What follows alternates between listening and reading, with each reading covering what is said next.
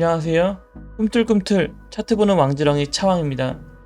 오늘은 차트를 분석할 때 수평 매물대와 추세 라인을 체크하는 법에 대해서 말씀을 드리도록 하겠습니다.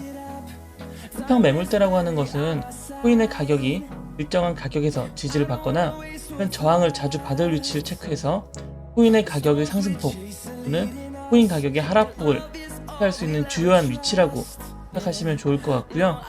추세 라인은 기본적인 코인의 가격이 진행 중인 방향성을 살펴볼 수 있고 어느 위치에서 변곡이 발생할 수 있는지를 예상하는데 활용할 수 있는 위치로 해석하시면 좋을 듯 합니다.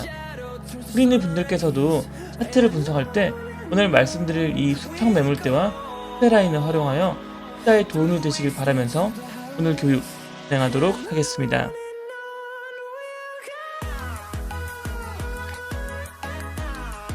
일봉 차트를 보면서 진행을 하도록 하겠습니다. 수평 매물대 체크를 하기 위해서 전체 화면 모드로 먼저 설정을 바꿔줄 거고요. 어떤 식으로 수평 매물대를 체크할 수 있는지 한번 알아보도록 하겠습니다. 아까 말씀드린 것처럼 수평 매물대라고 하는 것은 코인의 가격이 일정한 가격에서 지지를 받거나 저항을 자주 받는 위치를 체크한다라고 말씀을 드렸어요. 그러면은 이 일봉상에서 아래 꼬리가 있는 부분들을 먼저 체크를 한번 해보도록 하겠습니다. 지난 5월부터 발생한 하락폭에서 가장 큰 약폭을 발생하였던 6월 21일 지점을 한번 수평 매물대를 체크해 보도록 하겠습니다. 수평 매물대는 좌측에 있는 도금 모음에서 가로줄이라는 메뉴를 사용하시면 되고요. 간단하게 Alt H라는 단축키를 사용할 수도 있습니다. 하나의 매물대가 체크된 걸 볼 수가 있고요. 다음 매물대를 한번 체크해 보도록 할게요. 다음 매물대는 비트코인의 가격이 낙폭한 이후에 반등을 보였던 지점인데요. 이 부분을 한 번 더 매물대 체크를 한번 해보도록 하겠습니다. 이런 식으로 반등이 만들어졌던 지점 같고요. 비트코인이 분위기를 반전시키면서 상승하는 추세에서 다시 한번 조정을 받는 걸 볼 수가 있습니다. 이 조정 파동에서 어느 정도 가격 지지를 만들어준 위치 또한 D라인으로 체크를 하나 할 수 있고요. 그리고 7월에 상승에 있어서 어느 구간의 저항인지 상승폭의 최대치도 한 번 더 이런 식으로 수평 매물대를 만들었도록 하겠습니다.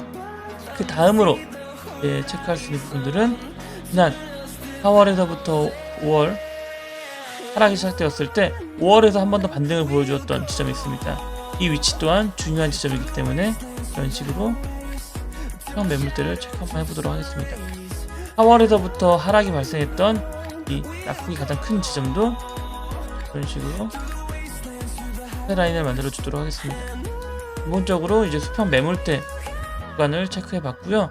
가로줄을 활용해서 이제 고점, 코인의 최고점 부분도 한 번 더 수평 매물대를 체크해 보았는데요.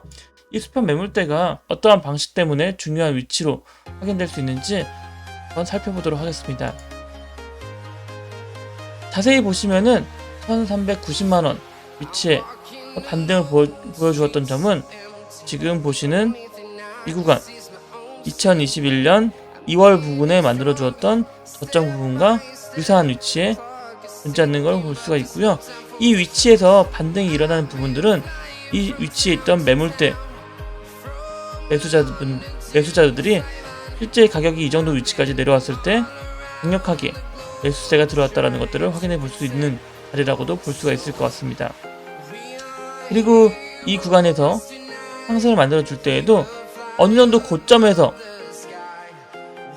매집을 했던 1월 중순에 매집되었던 이 물량을 가진 분들이 중요한 위치까지 도달함에 따라 내가 보유하고 있던 코인들을 매도했던 세력들이 많았던 걸 볼 수가 있기 때문에 이렇게 고점 부근에서의 또 한 번의 저항이 발생한 걸 확인할 수가 있습니다.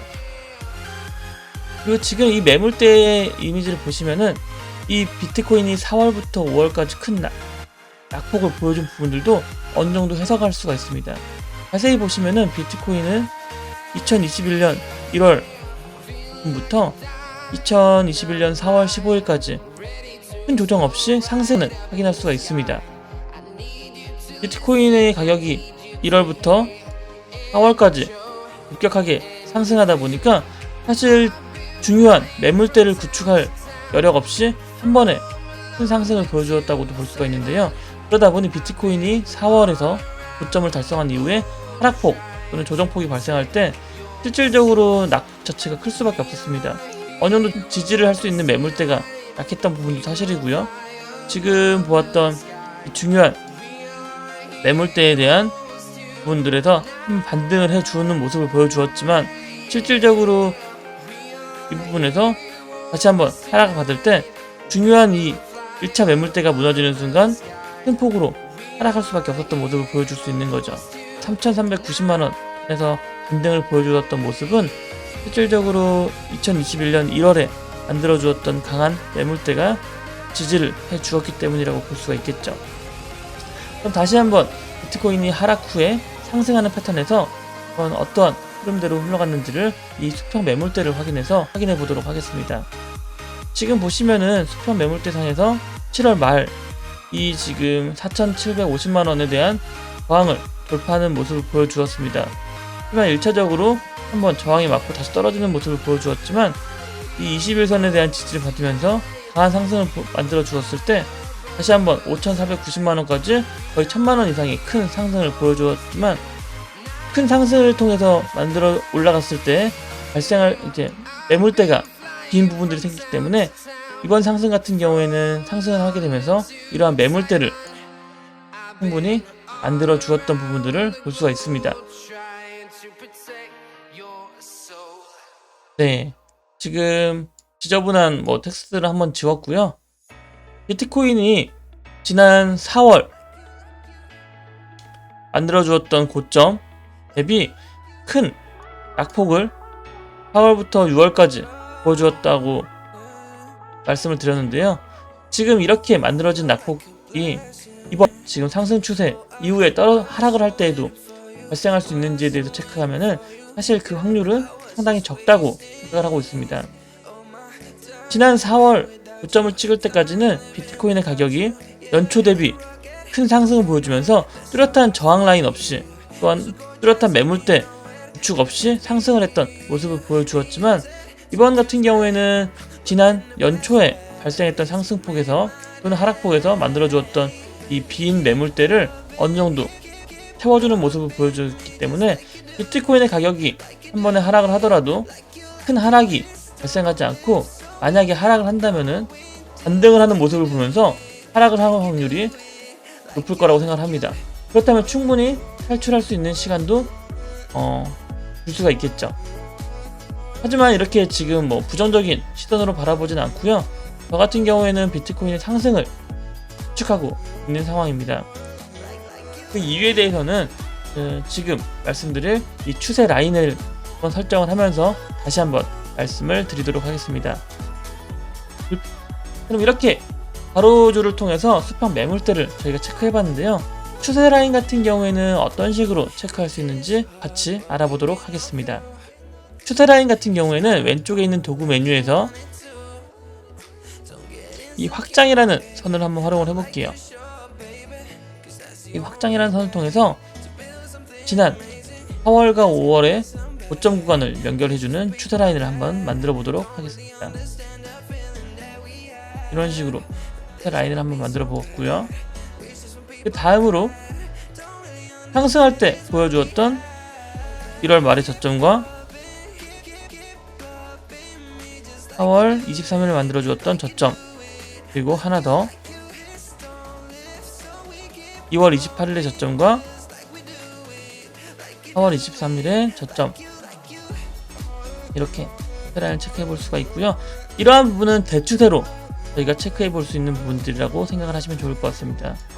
그리고 지난 7월 말부터 만들어 주었던 저점과 9월 말에 만들어 주었던 저점을 연결하는 선도 한번 확인을 해보도록 하겠습니다. 추세선을 만드실 때 큰 어려움 가지실 필요는 없을 것 같아요.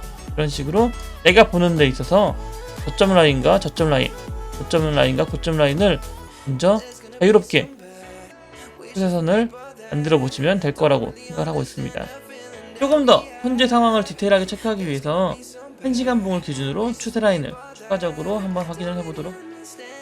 1시간봉에서 만들고 있는 패턴은 사실 1일봉에서는 보기 좀 힘든 패턴들을 더 디테일하게 확대해서 볼 수가 있기 때문에 추세 라인을 그을 때도 하나의 기준 봉만 보는 것이 아니라 다양한 봉을 보시면서 단기 추세, 중기 추세, 그리고 단기 추세까지 체크를 하시는 것들이 효율적으로 차트를 보는 데 있어서 도움이 되지 않을까 생각을 하고 있습니다. 이 단기 추세 같은 경우에는 색을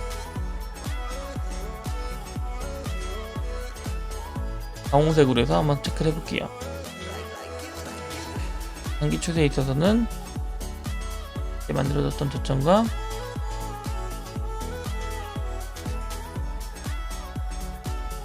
저점을 연결시키고요. 추세 라인의 위치를 봐주시면 될 것 같습니다. 사실 저 같은 경우에는 추세 라인을 체크할 때 이 트레이딩뷰라는 사이트를 사용을 하고 아무래도 업비트를 사용하시는 분들이 많을 것 같아가지고 업비트 기준으로 설명드리고 있고, 아무래도 저도 업비트도 뭐 트레이딩뷰랑 비슷하긴 하지만 약간 어색한 부분이 있어서 조금 버벅이는 건 사실인데 이러한 부분들은 좀 양해를 부탁드리도록 하겠습니다. 그리고 지금 만들어지는 추세에서 고점 구간과 고점 구간을 체크해 보도록 할게요. 이런 식으로 체크를 해볼 수 있을 거라고 생각하고 있습니다. 이 수평 매물대와 추세선이 함께 있었을 때 지금 보시면은 조금 재밌는 현상들을 보실 수 있을 것 같아요. 지금 몇 가지 추세선을 만들었을 때 어느 정도 추세선과 수평 매물대가 크로스로 겹치는 구간에 있어서 강한 저항 또는 추세선과 저항 라인이 매물대가 같이 만났을 경우에는 강한 지지를 보여주는 부분들을 확인할 수가 있습니다. 이런 식으로 추세선과 수평 매물대를 충분히 잘 활용을 하시면은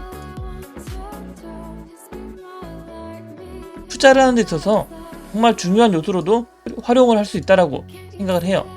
그렇기 때문에 이렇게 추세선과 수평 라인을 통해서 어느 정도 내가 낙폭이 심하다고 하더라도 어느 정도 상승의 폭을 기대할 수 있는 눈을 가질 수도 있고요.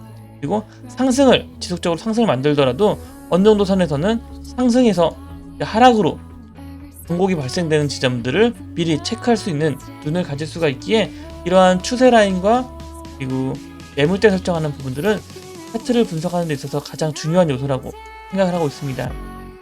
물론 차트를 보고 투자를 하는 데 있어서 이렇게 단순히 추세 라인과 수평 매물대 라인만 확인해서 투자하는 것들은 리스크가 커요. 그렇기 때문에 이동평균선에 대한 움직임도 봐야 되고 필요에 따라서는 MACD라든가 RSI 등 보조지표들을 활용을 해서 투자의 안목을 넓히는 게 중요하다고 생각을 하고 있습니다. 오늘 간단하게 이렇게 수평 매물대를 체크하는 부분들과 그리고 추세 라인을 설정하는 부분들을 한번 알아봤는데요. 사실 차트에 이러한 추세선과 매물대를 선을 긋는 것들을 좀 두려워하시는 분들이 많이 계신 것 같아요. 근데 오늘 제가 간단하게 보여드렸던 것처럼 겁먹을 게 없습니다. 어차피 내가 보는 차트에 내가 선을 긋는 건데 그거를 선을 그을 때 겁먹으실 필요는 없다고 생각을 해요. 하지만 무분별하게 선을 긋는 것이 아니라 정해진 기준 차트를 봤을 때 종가 부분 또는 꼬리, 아래 꼬리나 윗꼬리 부분들을 잘 체크해서 그 위치와 이전 고점과 전 고점에 대한 연결성 그리고 만들어진 저점과 저점들 사이에 대한 연결성을 통해서 다양한 추세선을 만들어 보시고 그리고 실질적으로 투자하는 데 있어서 그 차트를 유심히 지켜볼 때 그 추세의 방향대로 움직이는지 또는 그 추세 방향대로 움직이지 않다면 추세선에 대한 부분들은 언제든지 수정을 하시면서 투자를 진행하시는 것이 조금 더 효율적이지 않을까 생각을 하고 있습니다. 오늘도 소리니 교육방송 시청해주셔서 감사합니다. 끝.